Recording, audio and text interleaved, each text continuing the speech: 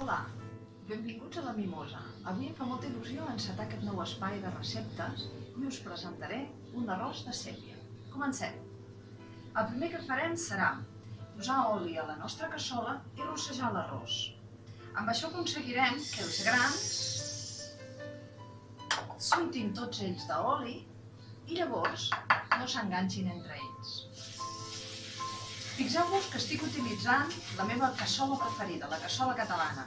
És una cassola que té molt poc cul, com podeu veure per aquí. Llavors cal molt poc oli.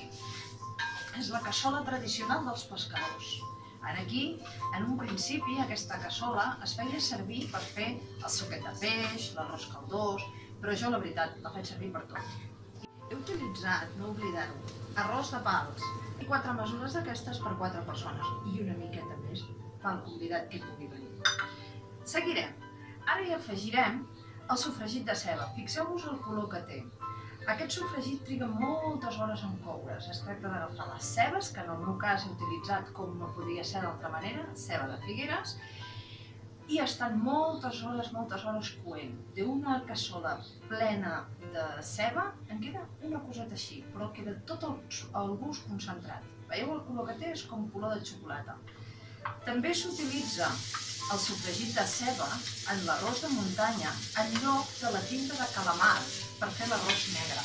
L'arròs negre de muntanya no porta tinta de calamar, sinó que porta el sofregit de ceba. El següent pas és afegir-hi la sèpia, el que nosaltres en diem la marca de sèpia. Està fet, evidentment, amb sèpia, també porta ceba, all, llorer, pimentón, el picantet o el dolç, segons us agradi, podeu posar-hi. Doncs també ho afegim tot a la nostra barreja.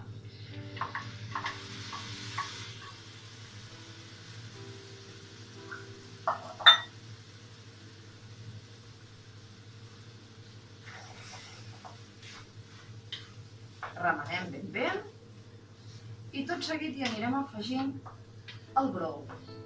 Jo utilitzaré el brou dels pescadors de Roses.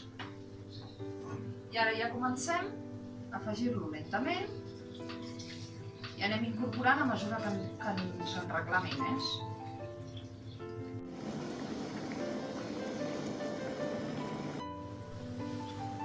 A mesura que ens demana caldo, hi anem posant, d'acord? I remeno simplement col·locant la cullera així i movent una mica perquè entri el brou fins al fons de la cassola. Ens removent així, a poc a poquet. Ara tastem. Jo diria que això ja està. Fa molt bona pinta i molt bona olor. Boníssim. Perfecte. I en aquest cas us recomano acompanyar aquest plat amb un vi blanc jove de cellers d'anguilla, magenc, amb macabeu, garnatxa blanca, garnatxa roja i moscatell.